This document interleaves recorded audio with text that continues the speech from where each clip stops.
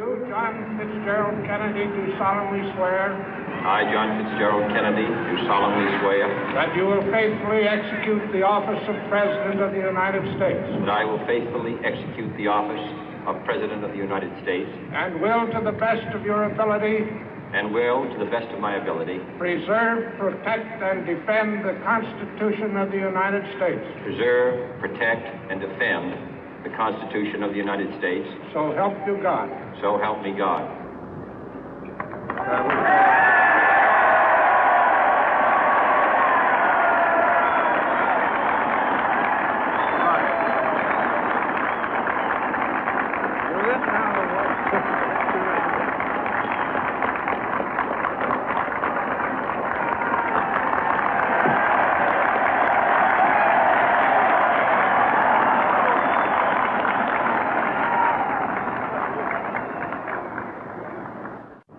Vice President Johnson, Mr. Speaker, Mr. Chief Justice, President Eisenhower, Vice President Nixon, President Truman, Reverend clergy, fellow citizens.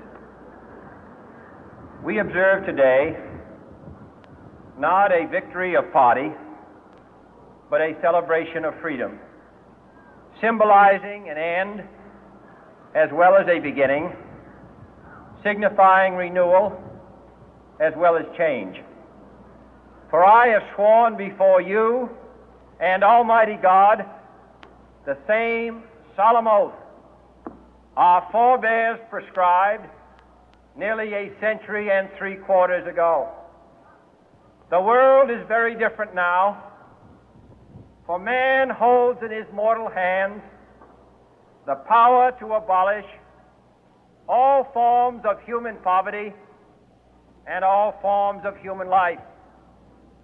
And yet the same revolutionary beliefs for which our forebears fought are still at issue around the globe. The belief that the rights of man come not from the generosity of the state, but from the hand of God. We dare not forget today that we are the heirs of that first revolution. Let the word go forth from this time and place to friend and foe alike that the torch has been passed to a new generation of Americans born in this century, tempered by war, disciplined by a hard and bitter peace, proud of our ancient heritage, and unwilling to witness or permit the slow undoing of those human rights to which this nation has always been committed and to which we are committed today at home and around the world.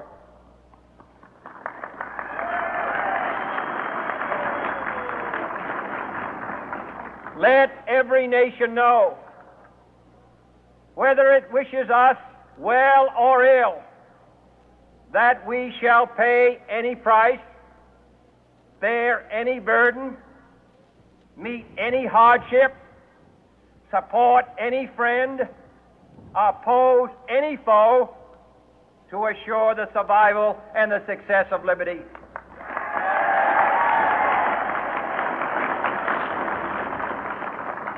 This much we pledge and more. To those old allies whose cultural and spiritual origins we share, we pledge the loyalty of faithful friends. United, there is little we cannot do in a host of cooperative ventures. Divided, there is little we can do, for we dare not meet a powerful challenge at odds and split asunder.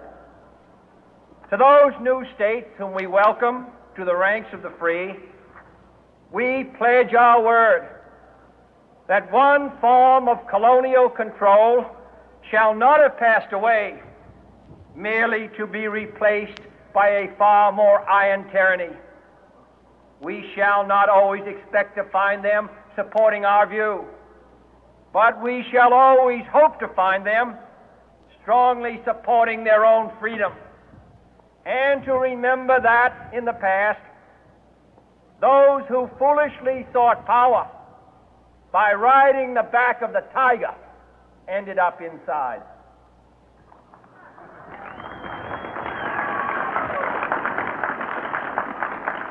To those people in the huts and villages of half the globe struggling to break the bonds of mass misery, we pledge our best efforts to help them help themselves for whatever period is required, not because the communists may be doing it, not because we seek their votes, but because it is right. If a free society cannot help the many who are poor, it cannot save the few who are rich.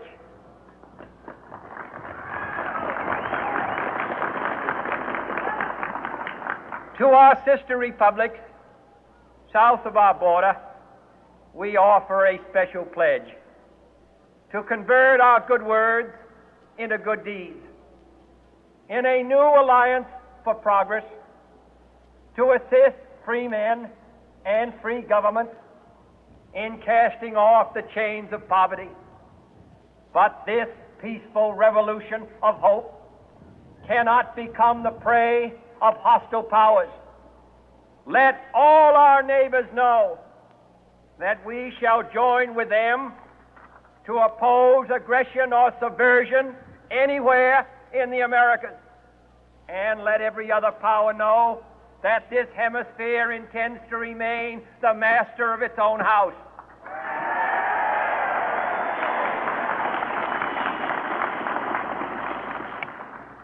To that world assembly of sovereign states, the United Nations, our last best hope, in an age where the instruments of war have far outpaced the instruments of peace, we renew our pledge of support to prevent it from becoming merely a forum for invective, to strengthen its shield of the new and the weak, and to enlarge the area in which its writ may run.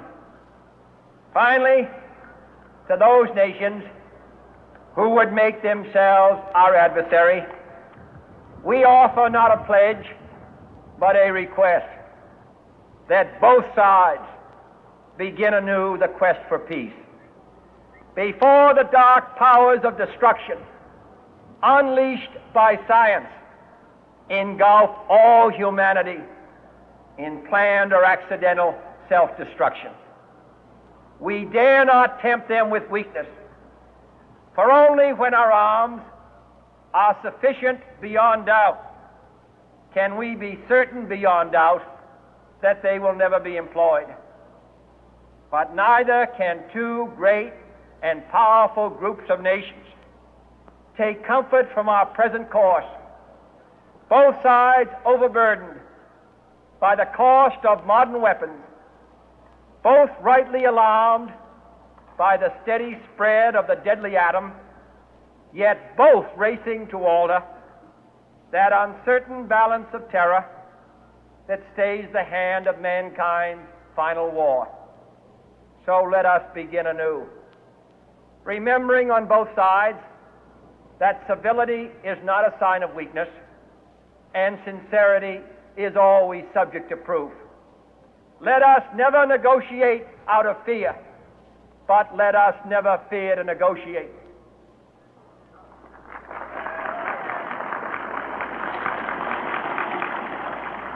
Let both sides explore what problems unite us, instead of belaboring those problems which divide us.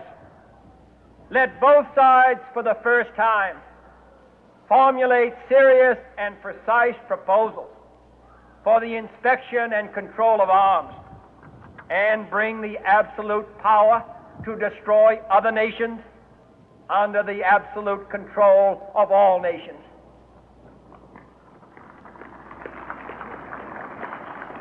Let both sides seek to invoke the wonders of science instead of its terrors.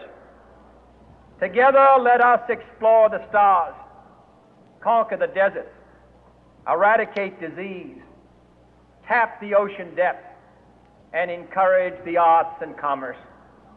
Let both sides unite to heed in all corners of the earth the command of Isaiah to undo the heavy burden and let the oppressed go free. And if a beachhead of cooperation may push back the jungle of suspicion, let both sides join in creating a new endeavor, not a new balance of power, but a new world of law, where the strong are just and the weak secure and the peace preserved. All this will not be finished in the first 100 days, nor will it be finished in the first 1,000 days, nor in the life of this administration, nor even perhaps in our lifetime on this planet. But let us begin.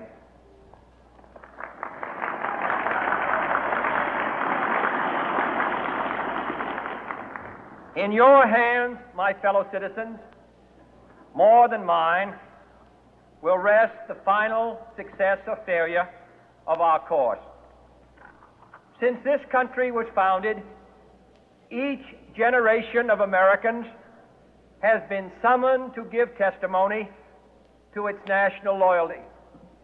The graves of young Americans who answered the call to service surround the globe. Now the trumpet summons us again, not as a call to bear arms, though arms we need, not as a call to battle, though in battle we are, but a call to bear the burden of a long twilight struggle, year in and year out, rejoicing in hope, patient in tribulation, a struggle against the common enemies of man, tyranny, poverty, disease, and war itself. Can we forge against these enemies a grand and global alliance, north and south, east and west, that can assure a more fruitful life for all mankind? Will you join in that historic effort?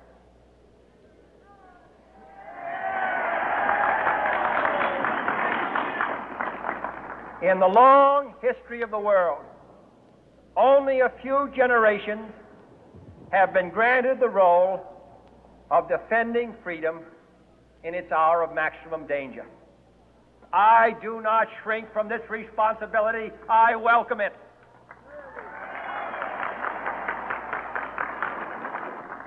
I do not believe that any of us would exchange places with any other people or any other generation. The energy, the faith, the devotion which we bring to this endeavor will light our country and all who serve it. And the glow from that fire can truly light the world. And so, my fellow Americans, ask not what your country can do for you, ask what you can do for your country.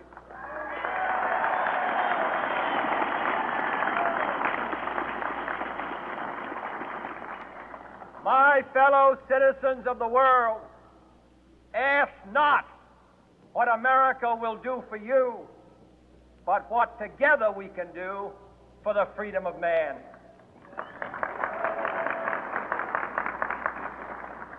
Finally, whether you are citizens of America or citizens of the world, ask of us here the same high standards of strength and sacrifice which we ask of you.